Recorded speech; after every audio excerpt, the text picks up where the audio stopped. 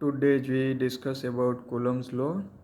जैसे gravitational force के बारे में न्यूटन्स लॉ है, ऐसा ही इलेक्ट्रोस्टैटिक्स में कूलम्स लॉ है और दोनों इनवर्स स्क्वायर पर डिपेंडेंट है, यानी कि इनवर्स स्क्वायर लॉ है। सबसे पहले तो हम पॉइंट चार्ज के बारे में जान लेते हैं।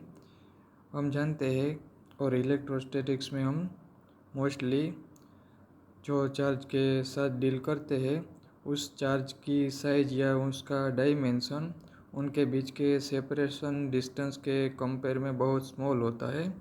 ऐसे समझ लो, ये एक चार्ज है, उसे Q1 बोल दो। ये दूसरा चार्ज है Q2। ये Q1 और Q2 दोनों की साइज, उनके बीच का जो सेपरेशन डिस्टेंस है, ये सेपरेशन डिस्टेंस R उनके कंपेयर में बहुत ही स्मॉल होता है।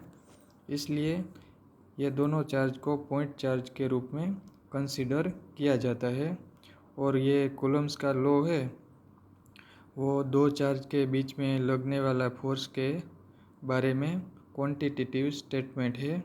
ये कूलम्स लॉ ये कहता है कि वैक्यूम में अगर दो चार्ज रखा जाए तो ये दो चार्ज के बीच में जो इलेक्ट्रोस्टैटिक फोर्स लगता है वो फोर्स उनके जो चार्ज है उनके मल्टीप्लिकेशन के प्रोपोर्शन में और उनके सेपरेशन डिस्टेंस के इन्वर्सली प्रोपोर्शन में होते हैं। यानी कि जो फोर्स लगता है F, वो उनके चार्ज के प्रोडक्ट के प्रोपोर्शन में, यानी कि F proportion to Q1 Q2 और उनके सेपरेशन डिस्टेंस के स्क्वायर के इन्वर्सली प्रोपोर्शन में, यानी कि F प्रोपोर्शन टू 1/r²। यानी मैं लिख सकता हूँ F proportion to Q1 Q2 upon r²। और यहाँ प्रोपोर्शनलिटी की साइन हटाने के लिए एक कांस्टेंट हम पुट कर देते हैं, यानी कि F इज इक्वल टू के Q1 Q2 अपॉन r²। ये इक्वेशन फोर्स का मैग्नीट्यूड देते हैं और यहाँ के कूलम का कांस्टेंट है और के की वैल्यू 9 × 10⁹ और उसका unit newton metre square coulomb -2 ये होगा। यानी कि कूलम्स लॉ का स्टेटमेंट के बारे में बात करें तो the force acting between two charges is proportional to the product of their electric charges and inversely proportional to the square of their distances and this force acting on the line joining between them। ये Coulomb's law के statement में 3 sentence है। First तो ये force दो charge के product के proportional होता है और उनके सेपरेशन डिस्टेंस के इन्वर्सली स्क्वायर के इन्वर्सली प्रोपोर्शनल में होता है। और तीसरी मेन खास बात कि ये फोर्स, ये तो खास बताना पड़ता है कि ये फोर्स ये दोनों चार्ज को लाइन जॉइनिंग करे तो ये लाइन के पर लगता है। यानी कि ये चार्ज Q1 है और ये चार्ज Q2 है, तो ये फोर्स Q1 और Q2 को अगर एक लाइन से ऐसे जॉइंट कर दे तो ये लाइन पर लगता है। यानी कि ये फोर्स यहाँ ऐसे नहीं होता। ऐसे फोर्स को सेंट्रल फोर्स कहा जाता है। हम जानते हैं कि ग्रेविटेशनल फोर्स भी सेंट्रल फोर्स ही है, ऐसे ही ये कूलम फोर्स भी सेंट्रल फोर्स है, यानी कि दो बॉडी की लाइन पर ही लगता है। ग्रेविटेशनल फोर्स की बात करें तो ये दो मैसिव बॉडी के बीच में लगता है और उसको अगर एक लाइन से जॉइंट कर दे तो उसी लाइन पर लगता है। ऐसा फोर्स कंजर्वेटिव नेचर का होता है और ऐसे फोर्स में एंगुलर मोमेंटम ऑलवेज कांस्टेंट रहता है और वो एक ही प्लेन पर रहता है। ऐसे फोर्स को सेंट्रल फोर्स बोला जाता है। हम आगे जानेंगे मैग्नेटिक फोर्स के बारे में, लेकिन वो राइट एंगल पर लगता है और वो सेंट्रल फोर्स नहीं है। लेकिन ये कूलम फोर्स, ग्रेविटेशनल फोर्स सभी कंजर्वेटिव नेचर के हैं और सेंट्रल फोर्स है।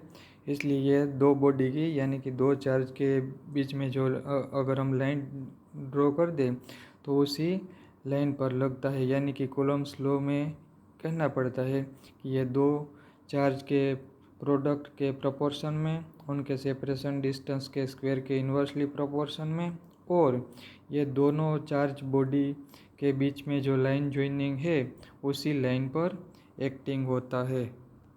आइए अब हम डिस्कस करते हैं कूलम ने ये क्वांटिटेटिव स्टेटमेंट कैसे डिराइव किया, क्योंकि कूलम ने जब यह स्टेटमेंट डिराइव किया उस समय कूलम की परफेक्ट डेफिनेशन भी अवेलेबल नहीं थी। इसके लिए उसने सिंपल एनालिसिस किया और टॉर्सन बैलेंस का यूज किया। टॉर्सन बैलेंस एक सेंसिटिव डिवाइस है जो किसी भी दो बॉडी के बीच में लगने वाले स्मॉल फोर्स मेजर करने के लिए यूज किया जाता है। यह टॉर्सन बैलेंस का यूज करके ग्रेविटेशनल फोर्स का लॉ भी डिराइव किया जाता है। ये कूलम्स लॉ डिराइव करने के लिए दो आइडेंटिकल मेटालिक स्फीयर लिए और ऐसा एज्यूम करो कि एक स्फीयर पर क्यू चार्ज है और दूसरा स्फीयर न्यूट्रल है, यानी कि उन पर कोई चार्ज नहीं है, अनचार्ज है। अगर ये दोनों आइडेंटिकल मेटालिक स्फीयर को कांटेक्ट में रखा जाए, यानी कि उन दोनों को टच किया जाए, तो हम जानते हैं कि चार्जिंग बाई कंडक्शन होगा और ये दोनों में मैं स्मॉल ये स्फीयर ड्रॉ कर देता हूँ। ये दोनों स्फीयर में जो चार्ज है, ये पहले स्फीयर में क्यू, वो इक्वली यहाँ डिस्ट्रीब्यूट हो जाएगा और दोनों स्फीयर में चार्ज हो जाएगा Q/2 U/2। बाद में कूलम ने क्या किया, दोनों के बीच में जो सेपरेशन डिस्टेंस है R, ये सेपरेशन डिस्टेंस फिक्स रखा और दोनों के बीच में लगने वाला फोर्स टॉर्सन बैलेंस से मेजर किया। बाद में उन्होंने एक तीसरा आइडेंटिकल स्फीयर ये Q/2 चार्ज वाले स्फीयर के पास रखा। तो यहाँ अगर एक स्फीयर में मेटलिक स्फीयर में Q/2 चार्ज है और दूसरा ये न्यूट्रल स्फीयर है, तो ये Q/2 चार्ज इक्वली डिस्ट्रीब्यूट हो जाएगा और दोनों स्फीयर में हमें Q/4 चार्ज मिलेगा। बाद में कूलम ने क्या किया, ये दोनों Q/4 और Q/4 चार्ज वाले दोनों स्फीयर पर फिक्स डिस्टेंस पर ही रखा और अगेन फोर्स मेजर किया। ऐसे ही ये एक्सपेरिमेंट रिपीट किया। Q/8 चार्ज के लिए, Q/16 चार्ज के लिए डिस्टेंस फिक्स रखे और सभी एक्सपेरिमेंट में उन्होंने फोर्स मेजर किया। बाद में उन्होंने क्या किया, ये एक Q/2 वाला स्फीयर और दूसरा Q/2 वाला स्फीयर, अब उन्होंने चार्ज फिक्स रखा और ये जो सेपरेशन डिस्टेंस है ये वो वेरी करते कि ऐसा मानो कि ये पहले 1 सेंटीमीटर लिया, बाद में ये स्फीयर को 2 सेंटीमीटर की दूरी पर रखा, बाद में 3 सेंटीमीटर की दूरी पर रखा। ऐसे ये एक्सपेरिमेंट रिपीट करते गए और बाद में ये उन्होंने सभी एक्सपेरिमेंटल डेटा को एनालाइज किया, उनकी स्टडी की और उनके एनालिसिस से ये क्वांटिटेटिव स्टेटमेंट उन्होंने डिराइव किया। ये कूलम्स लॉ का यूज करके हम 1 कूलम की डेफिनेशन भी दे सकते हैं। हम जानते हैं यहाँ कि कूलम कांस्टेंट है, उसकी हम किसी भी आर्बिट्ररी पॉजिटिव वैल्यू चूज़ कर सकते हैं। ये के की वैल्यू स्मॉल के, इसकी वैल्यू है 9 × 10⁹ MKS F Newton R²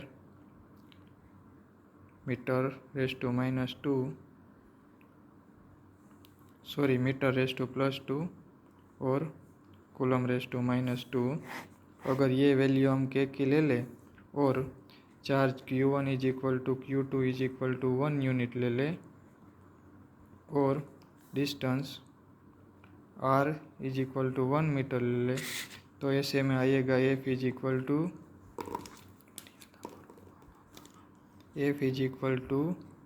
9 × 10⁹ Newton. यानी कि इलेक्ट्रिक चार्ज 1 कूलम की डेफिनेशन ये है कि अगर दो जो इलेक्ट्रिकली चार्ज बॉडीज है, सेम चार्ज की बॉडीज, वो दो बॉडीज को वैक्यूम में अगर यूनिट डिस्टेंस के दूरी पर रखा जाए, यानी कि 1 मीटर की दूरी पर रखा जाए, तो 1 कूलम ऐसा यूनिट है कि अगर उनके बीच में लगने वाला फोर्स 9 × 10⁹ न्यूटन हो, तो ये दोनों बॉडी पर चार्ज 1 कूलम्ब रहता होगा। यानी कि 1 कूलम्ब ऐसा यूनिट है कि अगर दो बॉडी को 1 यूनिट डिस्टेंस की दूरी पर रखा जाए और उनमें लगने वाला फोर्स 9 × 10⁹ न्यूटन हो, तो ये दोनों बॉडी पर हम कह सकते हैं कि 1 कूलम्ब चार्ज है। यानी कि ये 1 कूलम्ब चार्ज है वो बहुत बड़ा यूनिट है, क्योंकि ऐसा चार्ज होने से दोनों बॉडी के बीच में ये रिपल्सिव फोर्स इतना बड़ा लगता है। इसलिए प्रैक्टिकली 1 मिली कूलम्ब या 1 माइक्रो कूलम्ब ऐसे यूनिट का यूज किया जाता है।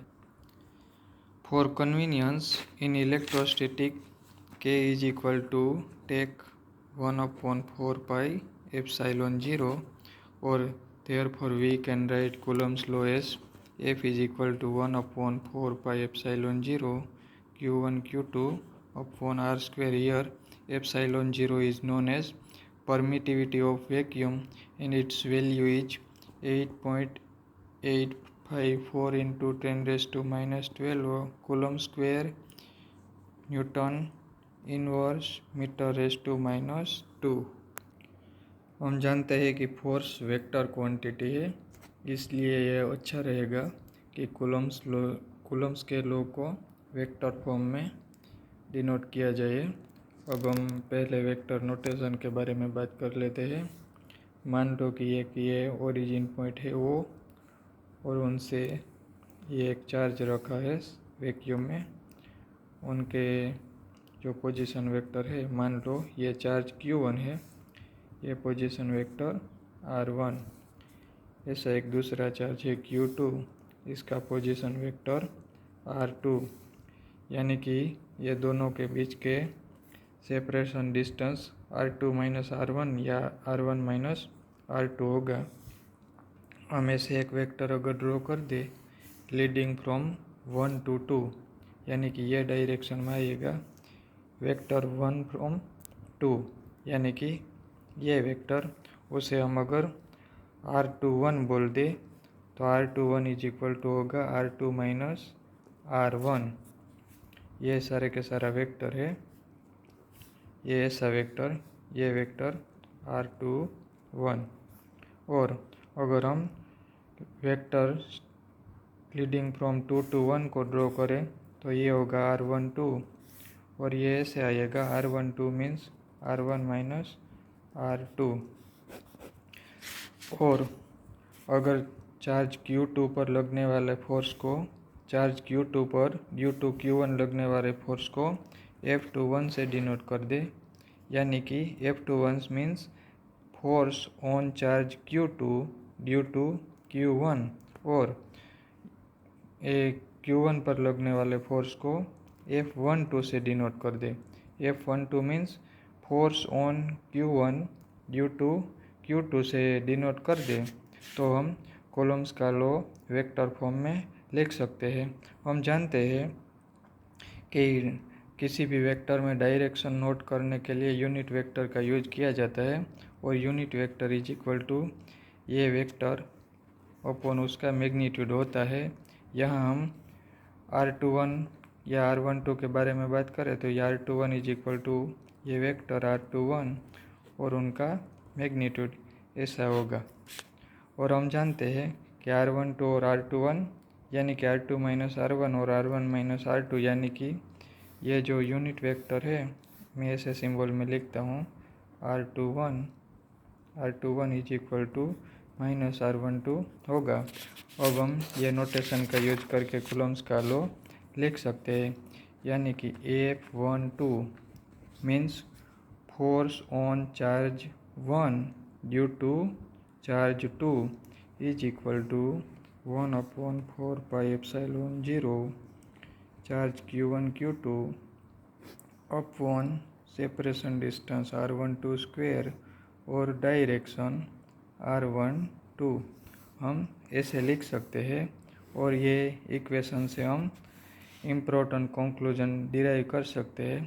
पहला तो ये कि ये इक्वेशन किसी भी चार्ज के लिए एप्लीकेबल है, यानी कि दोनों चार्ज सेम साइन के हो गए, यानी कि दोनों पॉजिटिव हो गए Q1 और Q2, या तो दोनों नेगेटिव हो गए तो ऐसे केस में Q1 Q2 ग्रेटर देन 0 आएगा और ये फोर्स हम देख सकते हैं कि रिपल्सिव नेचर का होगा। लेकिन अगर Q1 और Q2 की साइन डिफरेंट होगी यानी कि ऑपोजिट चार्ज होगा, तो ऐसे केस में ये फाइनली फोर्स माइनस आएगा और ये -R12 यानी कि R21 की डायरेक्शन में होगा, यानी कि यह फोर्स एट्रैक्टिव नेचर का होगा। यानी कि ये इक्वेशन एक ही है, लेकिन ये दोनों टाइप के चार्ज के लिए, यानी कि दोनों सेम साइन के हो तो रिपल्सिव नेचर बताता है और दोनों ऑपोजिट साइन के हो तो एट्रैक्टिव नेचर बताता है। यानी कि एक इक्वेशन से हम दोनों टाइप के फोर्स को लिख सकते हैं। यहाँ मैंने चार्ज 1 पर चार्ज 2 से लगते हुए फोर्स के बारे में बात की, लेकिन अगर चार्ज 2 पर लगने वाले फोर्स की बात करें F21 यानी force on charge 2 due to 1 is equal to 1/4 pi epsilon 0 charge Q1 Q2 upon separation distance R21 square और यूनिट वेक्टर R21। ये इक्वेशन से हम देख सकते हैं कि ये दोनों फोर्स इक्वल और ऑपोजिट है, यानी कि कूलम का लॉ न्यूटन के थर्ड लॉ के साथ एग्री करता है। और ये सारे के सारे इक्वेशन और कूलम्स के लॉ हमने ये चार्ज वैक्यूम में है ऐसा एज्यूम करके डिराइव किया है, लेकिन रियल में चार्ज वैक्यूम में नहीं होता, मैटर में होता है और ऐसे केस में ये लॉ कॉम्प्लेक्स हो जाता है, जिसकी हम नेक्स्ट चैप्टर में डिस्कस करेंगे।